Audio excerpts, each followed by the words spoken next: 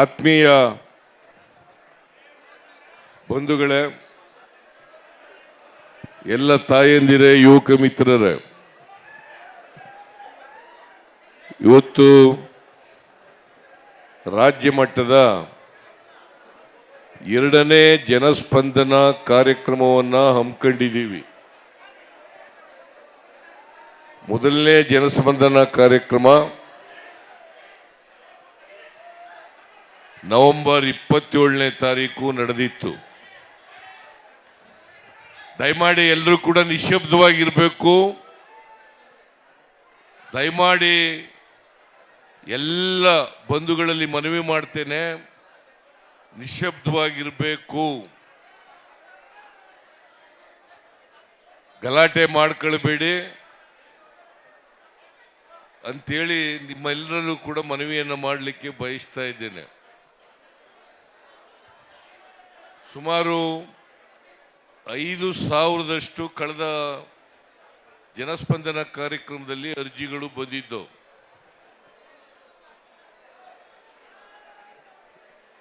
ಆ ಅರ್ಜಿಗಳಲ್ಲಿ 98% ಆ ಎಲ್ಲ ಅರ್ಜಿಗಳಿಗೂ ಕೂಡ ನಮ್ಮ ಅಧಿಕಾರಿಗಳು ಅವರ ಸಮಸ್ಯೆಗಳಿಗೆ ಪರಿಹಾರ ಕೊಡ್ತಕ್ಕಂಥ ಪ್ರಾಮಾಣಿಕ ಪ್ರಯತ್ನವನ್ನು ಮಾಡಿದ್ದಾರೆ. ಇನ್ನೊಂದು 2% ಮಾತ್ರ ಉಳಿದಿರಬಹುದು. 5,000ದಲ್ಲಿ 200 ಚಿಲ್ಲರೆ ಅರ್ಜಿಗಳು ಮಾತ್ರ ಉಳಿದಿದ್ದಾವೆ. ಅವು ಕೂಡ ಕೆಲವೇ ದಿನಗಳಲ್ಲಿ ಇತ್ಯರ್ಥ ಆಗ್ತವೆ. ಸೊ ಇದು 2ನೇ ಜನಸ್ಪಂದನ ಕಾರ್ಯಕ್ರಮ. ಸುಮಾರು 10,000ಕ್ಕೂ ಹೆಚ್ಚು ಜನರು ತಮ್ಮ ಸಮಸ್ಯೆಗಳನ್ನು ಒತ್ತು ಇಲ್ಲಿ ಬಂದಿದ್ದೀರಿ.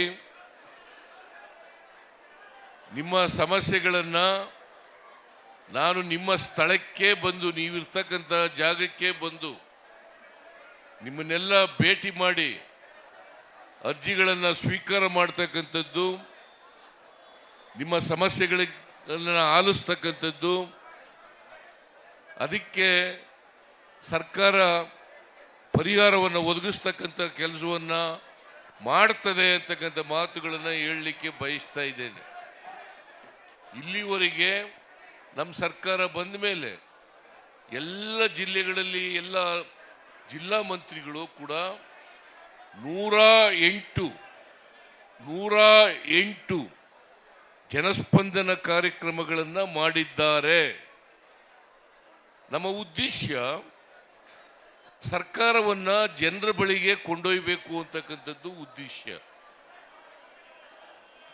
ಆಡಳಿತ ಇಲ್ಲಿ ಬೆಂಗಳೂರಿನಲ್ಲಿ ಇರಬಾರದು, ಅದು ಜನರ ಬಳಿಗೆ ಹೋಗಬೇಕು, ಜನರ ಸಮಸ್ಯೆಗಳಿಗೆ ಸ್ಪಂದಿಸಬೇಕು ಅಂತಕ್ಕಂಥದ್ದು ನಮ್ಮ ಸರ್ಕಾರದ ಉದ್ದೇಶ.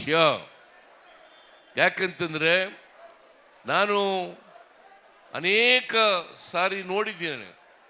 ನಾನು ಹಿಂದೆ ಮುಖ್ಯಮಂತ್ರಿ ಆಗಿರುವಾಗ, ಈಗ 2ನೇ ಬಾರಿ ಮುಖ್ಯಮಂತ್ರಿ ಆದಾಗ ಜನರು ಸಣ್ಣ ಪುಟ್ಟ ಸಮಸ್ಯೆಗಳನ್ನೆಲ್ಲ ಬೆಂಗಳೂರಿಗೆ ಒತ್ಕೊಂಡು ಬರ್ತಕ್ಕಂಥ ಪರಿಸ್ಥಿತಿ ಇರಬಾರದು. ಯಾಕಂತಂದರೆ ಸ್ಥಳೀಯ ಮಟ್ಟದಲ್ಲೇ, ಜಿಲ್ಲಾ ಮಟ್ಟದಲ್ಲಿ, ತಾಲೂಕು ಮಟ್ಟದಲ್ಲಿ ಜನರ ಸಮಸ್ಯೆಗಳಿಗೆ ಪರಿಹಾರವನ್ನು ಒದಗಿಸ್ಕೊಡ್ಬೇಕು ಅಂತಕ್ಕಂಥದ್ದು ನಮ್ಮ ಸರ್ಕಾರದ ಉದ್ದೇಶ. ಒಂದು ವೇಳೆ ತಾಲೂಕು ಮಟ್ಟದಲ್ಲಿ, ಜಿಲ್ಲಾ ಮಟ್ಟದಲ್ಲಿ ನಿಮ್ಮ ಸಮಸ್ಯೆಗಳಿಗೆ ಪರಿಹಾರ ಸಿಕ್ಕದೇ ಹೋದರೆ, ಅದು ರಾಜ್ಯ ಮಟ್ಟಕ್ಕೆ ಬಂದರೆ ನಾನು ಆ ಸಮಸ್ಯೆಗಳಿಗೆ ಪರಿಹಾರ ಕೊಡ್ತಕ್ಕಂಥ ಪ್ರಯತ್ನವನ್ನು ಮಾಡ್ತೇವೆ. ಆದರೆ ನಿಮ್ಮ ಸಮಸ್ಯೆಗಳು ಕಾನೂನುಬದ್ಧವಾಗಿದ್ದರೆ, ನಿಮ್ಮ ಸಮಸ್ಯೆಗಳು ಪರಿಹಾರ ಮಾಡ್ತಕ್ಕಂಥ ರೀತಿನಲ್ಲಿ ಇದ್ದರೆ, ಆ ಎಲ್ಲ ಸಮಸ್ಯೆಗಳಿಗೂ ಕೂಡ ಪರಿಹಾರ ಸಿಕ್ಕೇ ಸಿಗ್ತದೆ ಅಂತಕ್ಕಂಥ ಮಾತುಗಳನ್ನು ಹೇಳಲಿಕ್ಕೆ ಬಯಸ್ತಾ ಇದ್ದೇನೆ. ಅದರಿಂದ ಈಗ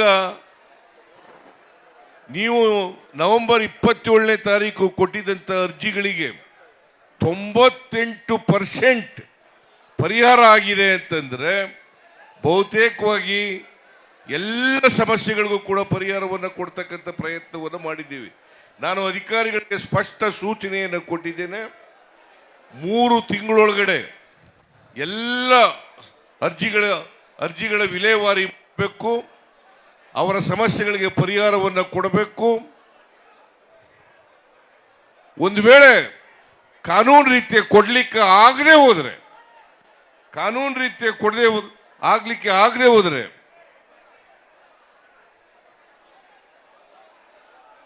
ಅದಕ್ಕೆ ಇಂಬರಹವನ್ನ ಇಂಥ ಕಾರಣಗಳಿಗೋಸ್ಕರ ನಿಮ್ಮ ಸಮಸ್ಯೆಗೆ ಪರಿಹಾರ ಕೊಡಕ್ಕಾಗಲ್ಲ, ಇದು ಕಾನೂನಿಗೆ ವಿರುದ್ಧ ಆಗಿರೋದ್ರಿಂದ ಅಥವಾ ಮಾಡಲಿಕ್ಕೆ ಬಾರದೇ ಇದ್ದರಿಂದ ನಿಮ್ಮ ಸಮಸ್ಯೆಗೆ ಪರಿಹಾರ ಕೊಡ್ಲಿಕ್ಕೆ ಆಗಿಲ್ಲ ಅಂತಕ್ಕಂಥ ಇಂಬರಹ ಅದು ಯಾರು ಅರ್ಜಿ ಕೊಟ್ಟಿದ್ದಾರೆ ಅವರ ವಿಳಾಸಕ್ಕೆ ತಲುಪಿಸಬೇಕು ಅಂತಕ್ಕಂಥದ್ದನ್ನು ಕೂಡ ಸ್ಪಷ್ಟವಾದಂಥ ಸೂಚನೆಯನ್ನು ಅಧಿಕಾರಿಗಳಿಗೆ ಕೊಟ್ಟಿದ್ದೇನೆ. ಅದರಿಂದ ಯಾರೂ ಕೂಡ ನಿಮ್ಮ ಅರ್ಜಿಗಳ ಮೇಲೆ ನಮಗೇನು ಪರಿಹಾರ ಸಿಕ್ಕಲಿಲ್ಲ ಅಂತಕ್ಕಂಥ ಭಾವನೆ ಬರಬೇಕಾದಂಥ ಅಗತ್ಯ ಇಲ್ಲ. ಎಲ್ಲ ಸಮಸ್ಯೆಗಳಿಗೂ ಕೂಡ ಪರಿಹಾರವನ್ನು ಒದಗಿಸ್ಕೊಡ್ತಕ್ಕಂಥ ಕೆಲಸವನ್ನು ಮಾಡ್ತೇವೆ. ನಾವು ಈ ಜನಸ್ಪಂದನ ಕಾರ್ಯಕ್ರಮವನ್ನು ಹಮ್ಮಿಕೊಂಡಿರ್ತಕ್ಕಂಥದ್ದು ಆಡಳಿತ ಚುರುಕಾಗಬೇಕು, ಆಡಳಿತ ಚುರುಕುಗೊಳ್ಳಬೇಕು, ಆಡಳಿತ ಜನರ ಸಮಸ್ಯೆಗಳಿಗೆ ಸ್ಪಂದಿಸ್ತಕ್ಕಂಥ ರೀತಿಯಲ್ಲಿ ಇರಬೇಕು. ಯಾಕಂತಂದರೆ ನಾವು ಅನೇಕ ಕಾರ್ಯಕ್ರಮಗಳನ್ನು ಮಾಡ್ತೀವಿ, ಬಡವರ ಕಾರ್ಯಕ್ರಮಗಳು. ಈ ಬಡವರ ಕಾರ್ಯಕ್ರಮಗಳು ಯಾವ ಫಲಾನುಭವಿ ಇದ್ದಾನೆ ಆ ಫಲಾನುಭವಿಗೆ ನೇರವಾಗಿ ತಲುಪಬೇಕು. ಈಗ 5 ಗ್ಯಾರಂಟಿಗಳನ್ನು ಘೋಷಣೆ ಮಾಡಿದ್ದೀವಿ. ನಾವು ಅಧಿಕಾರಕ್ಕೆ ಬಂದು ಇನ್ನೂ 9 ತಿಂಗಳುಗಳಾಗಿಲ್ಲ. ಈ 8 ತಿಂಗಳುಗಳಲ್ಲೇ ಎಲ್ಲ ಗ್ಯಾರಂಟಿಗಳನ್ನು ಕೂಡ ಜಾರಿ ಮಾಡಿದ್ದೇವೆ. ಬಿಜೆಪಿಯವರು ಗೇಲಿ ಮಾಡ್ತಿದ್ರು, ಈ ಗ್ಯಾರಂಟಿಗಳನ್ನು ಜಾರಿ ಮಾಡಲಿಕ್ಕೆ ಸಾಧ್ಯ ಇಲ್ಲ. ಒಂದು ವೇಳೆ ಮಾಡಿದ್ರೆ ಕರ್ನಾಟಕ ರಾಜ್ಯ ಆರ್ಥಿಕವಾಗಿ ದಿವಾಳಿ ಆಗ್ಬಿಡ್ತದೆ, ಮಾಡಕ್ ಸಾಧ್ಯನೇ ಇಲ್ಲ ಅಂತ ಹೇಳಿದ್ರು. ಇಲ್ಲಿರ್ತಕ್ಕಂಥ ಲೀಡರ್ಗಳು, ವಿರೋಧ ಪಕ್ಷದಲ್ಲಿರ್ತಕ್ಕಂಥ ಲೀಡರ್ಗಳು, ಕರ್ನಾಟಕ ರಾಜ್ಯದಲ್ಲಿ ಇರ್ತಕ್ಕಂಥವರು, ಅವರು ಇಲ್ಲ ಈಗ ಕೊಟ್ಬಿಡ್ತಾರೆ ಆಮೇಲೆ ನಿಲ್ಲಿಸ್ಬಿಡ್ತಾರೆ. ನಾನು ಸ್ಪಷ್ಟಪಡಿಸಲಿಕ್ಕೆ ಬಯಸ್ತಾ ಇದ್ದೇನೆ, ಇದು ಬಡವರ ಕಾರ್ಯಕ್ರಮ, ಜೊತೆಗೆ ಸಮಾಜದಲ್ಲಿ ಸಮಾನತೆಯನ್ನು ತರಲಿಕ್ಕೆ ಮಾಡಿರ್ತಕ್ಕಂಥ ಕಾರ್ಯಕ್ರಮಗಳು, ಅಸಮಾನತೆಯನ್ನು ಹೋಗಲಾಡಿಸ್ಲಿಕ್ಕೋಸ್ಕರ ಮಾಡಿರ್ತಕ್ಕಂಥ ಕಾರ್ಯಕ್ರಮಗಳು. ನಾವು ಸಂವಿಧಾನದಲ್ಲಿ ನಂಬಿಕೆ ಇಟ್ಕೊಂಡಿರ್ತಕ್ಕಂಥವ್ರು, ಬಸವಾದಿ ಶರಣರ ವಿಚಾರಗಳಲ್ಲಿ ನಂಬಿಕೆ ಇಟ್ಕೊಂಡಿರ್ತಕ್ಕಂಥವ್ರು, ಸಮಾಜ ನಿರ್ಮಾಣ ಆಗಬೇಕು ಅಂತಕ್ಕಂಥದ್ರಲ್ಲಿ ನಂಬಿಕೆ ಇಟ್ಕೊಂಡಿರ್ತಕ್ಕಂಥವ್ರು. ಅದರಿಂದ ನಮ್ಮ ಉದ್ದೇಶ ಸಮಾಜದಲ್ಲಿ ನೆಮ್ಮದಿ ಶಾಂತಿ ಇರಬೇಕು. ಅದಾಗಬೇಕಾದ್ರೆ ಸಮಾನತೆ ಬರಬೇಕು, ಜೊತೆಗೆ ಭ್ರಾತೃತ್ವ ಬೆಳಿಬೇಕು, ಸಮಾನತೆ ಬರಬೇಕು, ಅಸಮಾನತೆ ಹೋಗಬೇಕು. ಅದು ಹೋದಾಗ ಮಾತ್ರ ಸಮಾಜದಲ್ಲಿ ನೆಮ್ಮದಿ ಶಾಂತಿಯನ್ನು ಕಾಪಾಡಲಿಕ್ಕೆ ಸಾಧ್ಯ ಆಗ್ತದೆ. ಜೊತೆಗೆ ಕಾನೂನಿನ ಸುವ್ಯವಸ್ಥೆ ಇದ್ದರೆ, ರಾಜ್ಯದಲ್ಲಿ ಕಾನೂನಿನ ಸುವ್ಯವಸ್ಥೆ ಇದ್ದರೆ ನಮ್ಮಲ್ಲಿ ಬಂಡವಾಳ ಹೂಡಿಕೆಯೂ ಕೂಡ ಅದು ತಾನಾಗಿ ಹರಿದು ಬರಲಿಕ್ಕೆ ಸಾಧ್ಯ ಆಗ್ತದೆ. ಆ ಕಾರಣದಿಂದ ಇವತ್ತು ರಾಜ್ಯದ ಆರ್ಥಿಕ ಸಾಮಾಜಿಕ ಬದಲಾವಣೆಯನ್ನು ತರಲಿಕ್ಕೋಸ್ಕರ, ಅಸಮಾನತೆಯನ್ನು ಹೋಗಲಾಡಿಕ್ಕೋಸ್ಕರ ಇಂಥ ಜನಸ್ಪಂದನ ಕಾರ್ಯಕ್ರಮಗಳು ಅಗತ್ಯ ಅಂತೇಳಿ ನಾನು ತಿಳ್ಕೊಂಡಿದ್ದೇನೆ. ಮತ್ತು 5 ಗ್ಯಾರಂಟಿಗಳನ್ನು ನಾವು ಏನು ಜಾರಿಗೆ ಕೊಟ್ಟಿದ್ದೀವಿ, ಈ 5 ಗ್ಯಾರಂಟಿಗಳು ಜನರಿಗೆ ತಲುಪಿದ ಇಲ್ವಾ ಅಂತಕ್ಕಂಥದ್ದನ್ನು ಕೂಡ ತಿಳ್ಕೊಳ್ಳಿಕ್ಕೆ ಸಾಧ್ಯ ಆಗ್ತದೆ. ಜನಜಾಗೃತಿ ಆಗಬೇಕು ಇವತ್ತು. ಯಾಕಂದರೆ ಅನೇಕ ವಿರೋಧ ಪಕ್ಷದವರು ಅಪಪ್ರಚಾರ ಮಾಡಿ ಜನರನ್ನು ದಾರಿ ತಪ್ಪಿಸ್ತಕ್ಕಂಥ ಕೆಲಸವನ್ನು ಮಾಡ್ತಾರೆ. ಅದಕ್ಕೆ ನಾನು ನಿಮ್ಮಲ್ಲಿ ಕಿವಿ ಮಾತನ್ನು ಹೇಳಲಿಕ್ಕೆ ಬಯಸ್ತಾ ಇದ್ದೇನೆ. ವಿರೋಧ ಪಕ್ಷದವರ ಮಾತುಗಳನ್ನು ಕೇಳಬೇಡಿ. ಅವರು ಅಧಿಕಾರದಲ್ಲಿದ್ದಾಗ ಏನೂ ಮಾಡಲಿಲ್ಲ. ನಾವು ಮಾಡ್ಲಿಕ್ಕೆ ಪ್ರಾರಂಭ ಮಾಡಿದ ಮೇಲೆ ಈ ಥರ ಸುಳ್ಳುಗಳನ್ನು ಹೇಳ್ಕೊಂಡು ತಪ್ಪು ದಾರಿಗೆ ಜನರನ್ನು ತಪ್ಪು ದಾರಿಗೆ ಎಳೀತಕ್ಕಂಥ ಪ್ರಯತ್ನವನ್ನು ಮಾಡ್ತಾ ಇದ್ದಾರೆ. ಈ ಮಾತುಗಳನ್ನು ಬಹಳ ಸ್ಪಷ್ಟಪಡಿಸಲಿಕ್ಕೆ ಬಯಸ್ತಾ ಇದ್ದೇನೆ. ಈ 5 ಗ್ಯಾರಂಟಿಗಳು ಈಗಾಗಲೇ ನೀವು ಯಾರನ್ನಾರು ವಿಚಾರ ಮಾಡಿ, ಮಾಧ್ಯಮದವರು ವಿಚಾರ ಮಾಡಬೇಕು. ಮಾಧ್ಯಮದವರು ಎಲ್ರಿಗೂ ಕೂಡ ನಾನು ನಿಮ್ಮಲ್ಲಿ ಮನವಿ ಮಾಡ್ತೇನೆ, ವಿಚಾರ ಮಾಡಬೇಕು. ಶಕ್ತಿ ಯೋಜನೆ ಆಗ್ತಾ ಇದೆಯಾ ಇಲ್ವಾ? ಗೃಹ ಜ್ಯೋತಿ ಆಗ್ತಾ ಇದೆಯಾ ಇಲ್ವಾ? ಗೃಹಲಕ್ಷ್ಮಿ ಆಗ್ತಾ ಇದೆಯಾ ಇಲ್ವಾ? ಅನ್ನಭಾಗ್ಯ ಕಾರ್ಯಕ್ರಮ ಜಾರಿ ಆಗ್ತಾ ಇದೆಯೇ ಇಲ್ವಾ? ಯುವ ನಿಧಿ ಕಾರ್ಯಕ್ರಮ ಜಾರಿ ಆಗ್ತಾ ಇದೆಯೇ ಇಲ್ವಾ? ಇವನ್ನ ನೀವು ವೆರಿಫೈ ಮಾಡಬೇಕು. ಜನರ ಬಳಿ ಹೋಗ್ಬೇಕು, ಜನರನ್ನ ಕೇಳಬೇಕು. ನಾನು ಅನೇಕ ಸಭೆಗಳಲ್ಲಿ ಜನರ ಜೊತೆ ಮಾತನಾಡುವಾಗ ಕೇಳ್ತಾ ಇರ್ತೀನಿ, ನಿಮಗೆ ಶಕ್ತಿ ಯೋಜನೆಯಿಂದ ಉಪಯೋಗ ಆಗಿದೆಯಾ? ಅನ್ನಭಾಗ್ಯ ಕಾರ್ಯಕ್ರಮದಿಂದ ಉಪಯೋಗ ಆಗಿದೆಯಾ? ಗೃಹ ಜ್ಯೋತಿ ಕಾರ್ಯಕ್ರಮದಿಂದ ಉಪಯೋಗ ಆಗಿದೆಯಾ? ಗೃಹಲಕ್ಷ್ಮಿ ಯೋಜನೆಯಿಂದ ಉಪಯೋಗ ಆಗಿದೆಯಾ? ಯಾರಿಗೆ ಬಂದಿದೆ? ಕೈ ಎತ್ತಿ ಬಂದಿದ್ದರೆ ಕೈ ಎತ್ತಿ ಅಂತೇಳಿ ಅನೇಕ ಸಾರ್ವಜನಿಕ ಸಭೆಗಳಲ್ಲಿ ನಾನು ಕೇಳಿದ್ದೀನಿ. ಜನರು ಅದಕ್ಕೆ ಸ್ಪಂದನೆಯನ್ನು ಮಾಡಿದ್ದಾರೆ. ಅದರ ಅರ್ಥ ಈ ಕಾರ್ಯಕ್ರಮಗಳು ಜಾರಿ ಆಗ್ತಾ ಇದ್ದಾವೆ. ಮತ್ತೆ ನಾನು ಸ್ಪಷ್ಟಪಡಿಸಲಿಕ್ಕೆ ಬಯಸ್ತಾ ಇದ್ದೇನೆ, ಇನ್ನೊಂದು ಆರೋಪ ಮಾಡ್ತಾರೆ ವಿರೋಧ ಪಕ್ಷದವರು. ಏನಪ್ಪಾ ಅಂತಂದ್ರೆ, ಈ ಕಾರ್ಯಕ್ರಮಗಳನ್ನು ಮಾಡಿಬಿಟ್ಟು ಬೇರೆ ಅಭಿವೃದ್ಧಿ ಕೆಲಸಗಳು ಮಾಡಲಿಕ್ಕೆ ಹಣ ಇಲ್ಲ ಈ ಸರ್ಕಾರದಲ್ಲಿ. ಇವು ಅಭಿವೃದ್ಧಿ ಕೆಲಸಗಳಲ್ವಾ? 5 ಗ್ಯಾರಂಟಿಗಳು ಮಾಡಿರ್ತಕ್ಕಂಥದ್ದು ಅಭಿವೃದ್ಧಿ ಕೆಲಸಗಳಲ್ವಾ? ಹಣ ಖರ್ಚು ಮಾಡೋದು ಇದಕ್ಕೆ, ಈ ಅಭಿವೃದ್ಧಿ ಕೆಲಸಗಳಿಗಲ್ವಾ? ಜನರ ಬಡತನ ಹೋಗ್ಲಾಡಿಸ್ಲಿಕ್ಕಲ್ವಾ?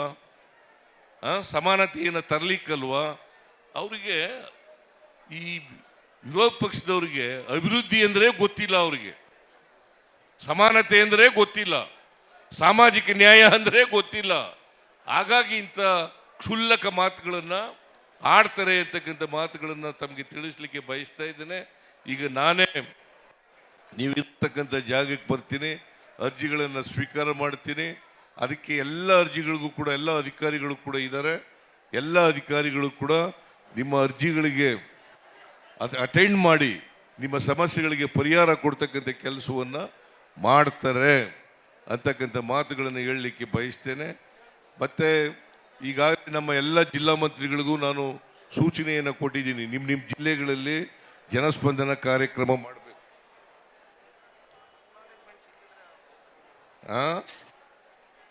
ಆಮೇಲೆ ನೀವು ಎಲ್ಲೆಲ್ಲಿ ಕೂತಿದ್ದೀರಿ ಅಲ್ಲೇ ಬರ್ತೀನಿ, ಅಲ್ಲೇ ಬಂದು ಅರ್ಜಿಗಳನ್ನು ಸ್ವೀಕಾರ ಮಾಡಿ ನಿಮಗೆ ನಿಮ್ಮ ಸಮಸ್ಯೆಗಳಿಗೆ ಸ್ಥಳದಲ್ಲೇ ಪರಿಹಾರ ಕೊಡಲಿಕ್ಕೆ ಸಾಧ್ಯ ಆದರೆ ಕೊಡ್ತೀವಿ. ಇಲ್ಲದೆ ಹೋದರೆ ಕೆಲವೇ ಅಕ್ನಾಲೆಜ್ಮೆಂಟು ಕೂಡ ಕೊಡ್ತೀವಿ ನಿಮಗೆ. ನಾವು ನಿಮಗೆ ಪರಿಹಾರ ಕೊಡ್ತಕ್ಕಂಥ ಕೆಲಸವನ್ನು ಮಾಡಿಕೊಡ್ತೇವೆ. ಅದಕ್ಕೋಸ್ಕರನೇ ಇದು ಮಾಡಿರ್ತಕ್ಕಂಥದ್ದು. ಒಟ್ಟಾರೆಯಾಗಿ ಈ ಸರ್ಕಾರ, ಕಾಂಗ್ರೆಸ್ ಸರ್ಕಾರ, ನಮ್ಮ ಸರ್ಕಾರ ಭಟ್ರ ಪರವಾಗಿದೆ, 7 ಕೋಟಿ ಕನ್ನಡಿಗರ ಪರವಾಗಿದೆ, 7 ಕೋಟಿ ಕನ್ನಡಿಗರ ಪರವಾಗಿದೆ. ಕನ್ನಡಿಗರ ಹಿತ ಕಾಯ್ತಕ್ಕಂಥದ್ದೇ ನಮ್ಮ ಕೆಲಸ, ನಮ್ಮ ಕರ್ತವ್ಯ ಅಂತಕ್ಕಂಥ ಮಾತುಗಳನ್ನು ಸಂದರ್ಭದಲ್ಲಿ ಹೇಳಿ ನಾನು ಹೆಚ್ಚು ಭಾಷಣ ಮಾಡಲಿಕ್ಕೆ ಹೋಗಲ್ಲ. ಮೊದಲ ಮಾತುಗಳಾಗಿ ಇದನ್ನು ಹೇಳಿ ನಾನೀಗ ನಿಮ್ಮ ಎಲ್ಲಿ ಕೂತಿದ್ದೀರಿ ಆ ಜಾಗಕ್ಕೆ ಬರ್ತೀನಿ ಅಂತಕ್ಕಂಥ ಮಾತುಗಳನ್ನು ಹೇಳಿ ನನ್ನ ಮಾತನ್ನು ಮುಗಿಸ್ತೇನೆ. ನಿಮ್ಮೆಲ್ಲರಿಗೂ ನಮಸ್ಕಾರ, ನಿಮ್ಮೆಲ್ಲರಿಗೂ ಸ್ವಾಗತ, ನಿಮ್ಮೆಲ್ಲರಿಗೂ ಸ್ವಾಗತ, ನಿಮ್ಮೆಲ್ಲರಿಗೂ ಸ್ವಾಗತ. ನ್ಯೂಸ್ ಫಸ್ಟ್, ನಿರ್ಭೀತಿಯಿಂದ ನಿಮ್ಮ ಪರವಾಗಿ.